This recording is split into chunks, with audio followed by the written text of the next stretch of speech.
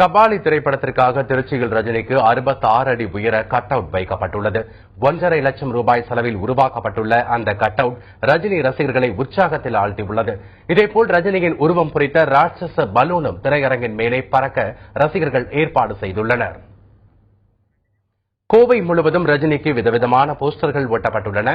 கபாலி திரைப்படத்தின் பல்வேறு வசனங்கள் அடங்கிய இந்த போஸ்டர்கள் நகர் முழுவதும் ஒட்டப்பட்டுள்ளன. அதிகாலை 4 மணிக்கு கபாலி திரைப்படத்தை காண கோவையில் உள்ள திரையரங்குகளில் ரசிகர்கள் குவிந்து வருகின்றனர்.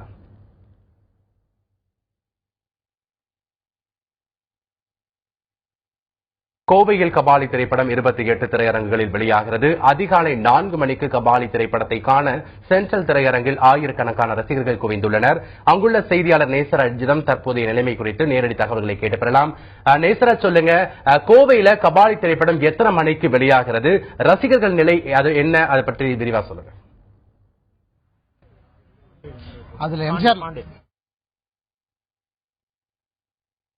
நேசராஜ், கோயம்புத்தூர் சென்ட்ரல் தியேட்டர்ல எத்தனை மணிக்கு கபாலி திரைப்படம் வெளியாக இருக்கிறது? ரசிகர்களுடைய மனநிலை தற்போது எப்படி இருக்கிறது? அவங்க என்ன சொல்றாங்க?